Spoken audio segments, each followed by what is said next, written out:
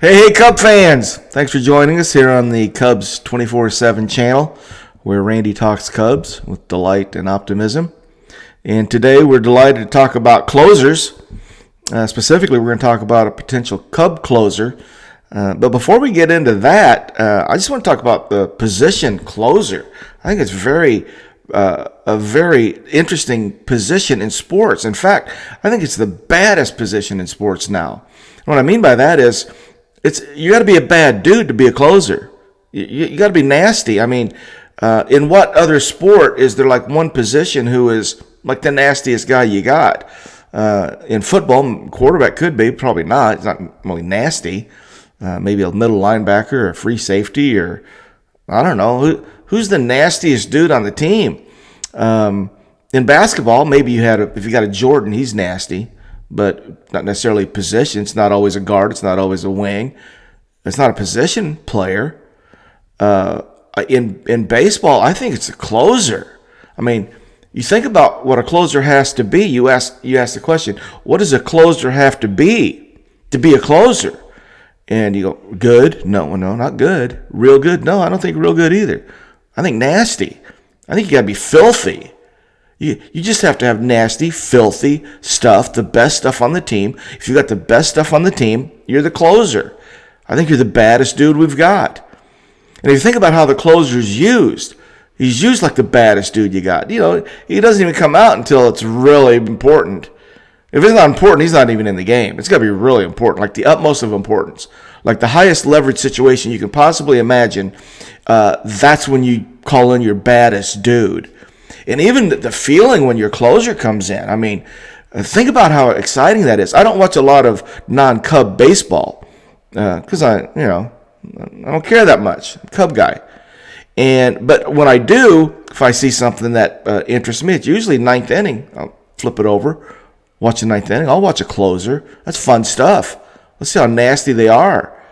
And that whole closer, that position on its own, you just got to be filthy, you got to be nasty, and it's a bad man that does that. And when we talk about our Cubs closer, if we had to guess or ask who it is right now, the answer is Adbert Alzolay. And my question to you is Adbert good? Yeah, Adbert's good. Did Adbert have a good season? Yeah, he did. Adbert had a really good season, and we'll talk about that. And I'll actually compare it to somebody that I think is interesting to give you an idea. Well, how good was it in comparison to this other pitcher? But my question isn't, is Adbert good? Is that Adbert a quality pitcher? My question is Adbert nasty enough? Is Adbert got nasty, filthy stuff to where when he comes into a game, you think, that's it, it's over? Does the opposing team think the same thing when they see the closer walk in from the bullpen? So, phenomenal position. I mean, that's just exciting. If I was 10 years old today, I'd want to grow up to be a closer. Just be nasty. So let's talk about Adbert Alzolay. As of right now, he's probably the closer unless we make a move. So let's get to know Adbert Marcelo Alzolay just a little bit. Adbert was born in March of '95.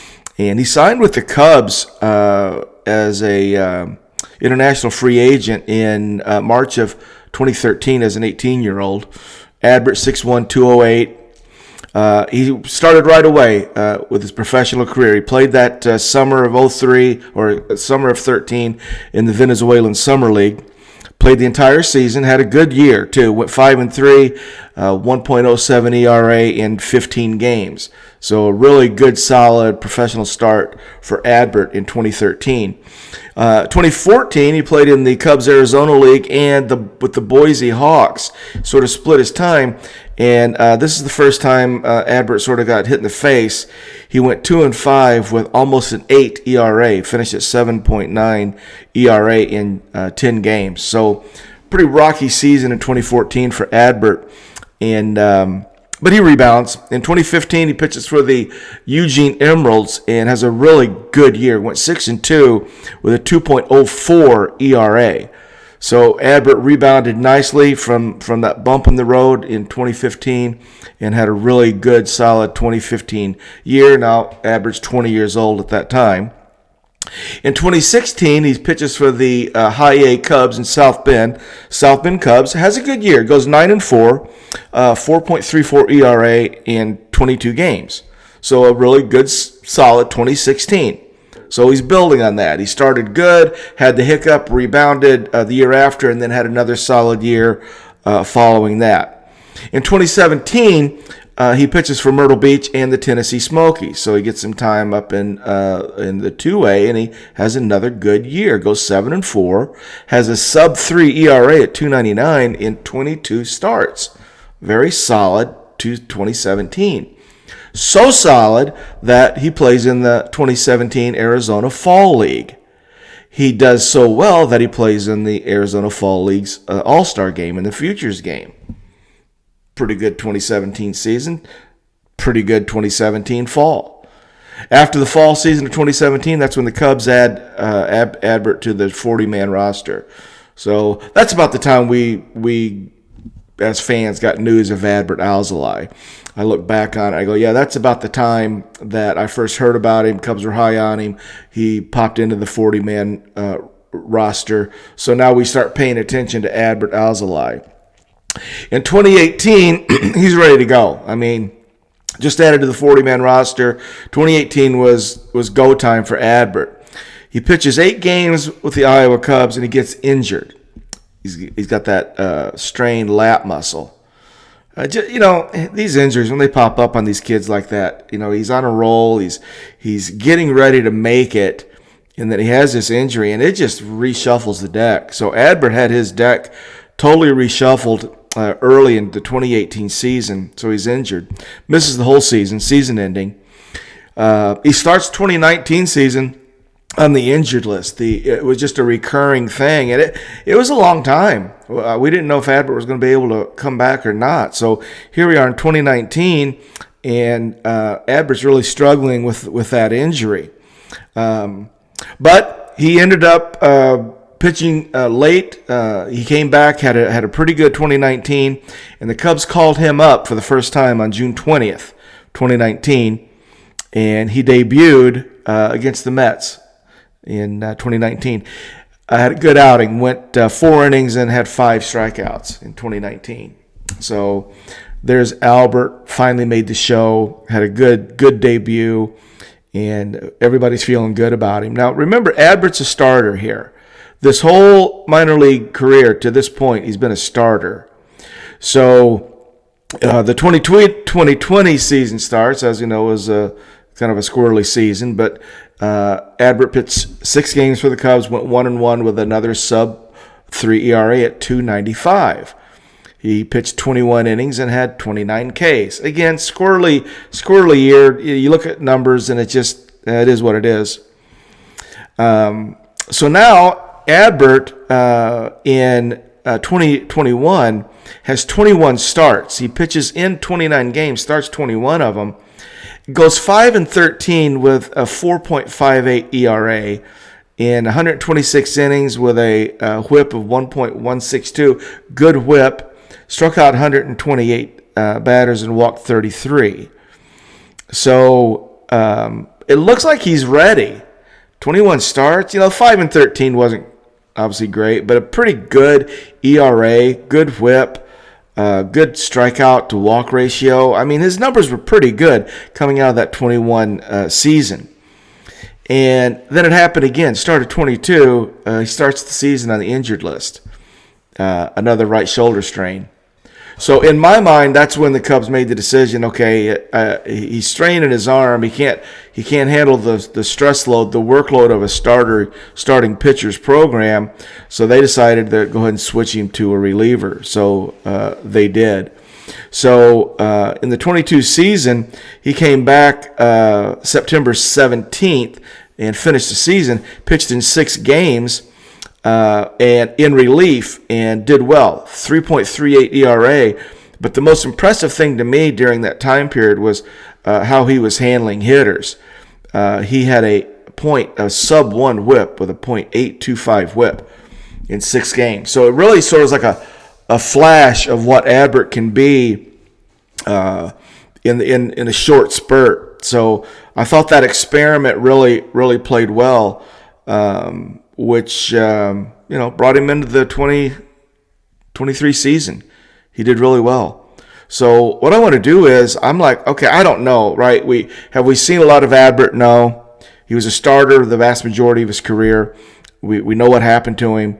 As a reliever, he had a really good 2023. And how good was it? Well, I had the idea to compare him to Lee Smith. So I pulled up Lee Smith's numbers. In the 2023 season, Adbert was 28 years old. So I pulled up Lee Smith's numbers. For those of you who might not know, Lee Smith, closer for the Cubs, Hall of Famer. At one time owned the record for saves in a career. So I wanted to compare those. Well, how did Adbert Alzolay's 2023 season compare to Lee Smith's 28-year-old season? That's the best I could compare. So the first thing we'll know is that Lee pitched more.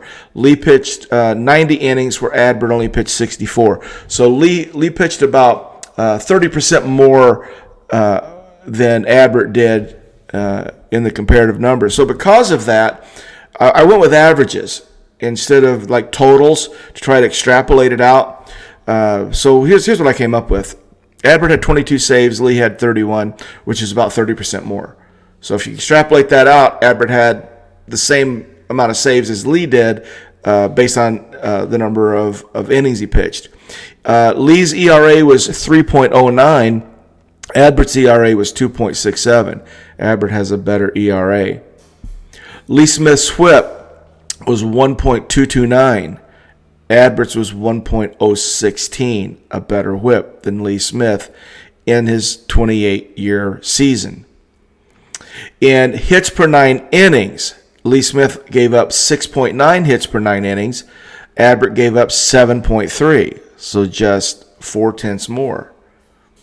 Home runs per 9 inning, Lee Smith gave up 0.7. Adbert gave up 0.7. Very comparable. Bases on balls per 9. Lee walked 4.2 batters per 9 innings. Adbert only walked 1.8. Strikeouts. You'd think, okay, this is where Lee really dominates. Lee did. Lee had 9.3 strikeouts per 9. Adbert had 9.4. WAR. Lee was 3.2 WAR. Adbert was about half that at 1.8. Lee Smith pitched in 66 games. Adbert pitched in 58. If I just put those numbers up, been putting names on them, I just put them up. And I go, okay, pick your closer based on those numbers. I think you'd pick Adbert. I was surprised by it. I bet you are too. So I don't know. Does the eye test with Adbert, for me, like when you watch Lee Smith pitch, like when you watch Lee Smith just walk into the game, dude's a closer. He's a bad dude. He had filthy, nasty stuff. And at 28 years old, his stuff equated to those numbers. Okay. Adbert maybe doesn't have the same eye reaction that Lee Smith gave you. I mean, not for me anyway. I don't really see him as being filthy, nasty. Although he is a bulldog, no question he's a competitor. But maybe we're missing the elements that are important. It's maybe we need to talk about, well, closers are filthy, not because they look filthy, because of the results, right?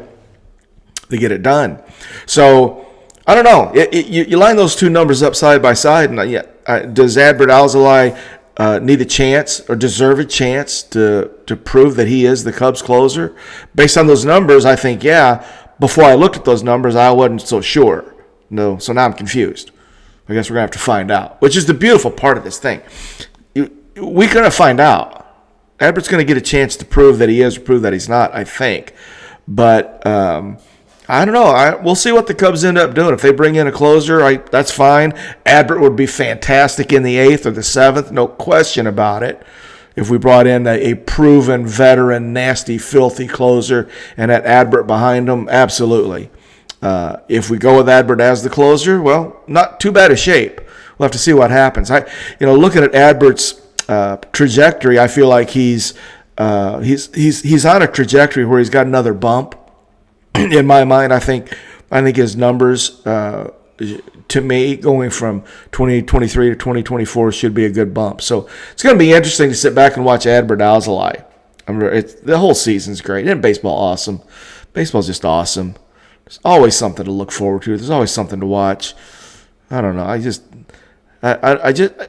don't enjoy anything else like I do a good baseball game. There's just so much going on. So I know you guys feel the same way. All right, Adbert Alzolay. We'll see what happens in 2024. It's going to be very interesting. You guys, you have a good one. We'll see you the next time, and go Cubs go.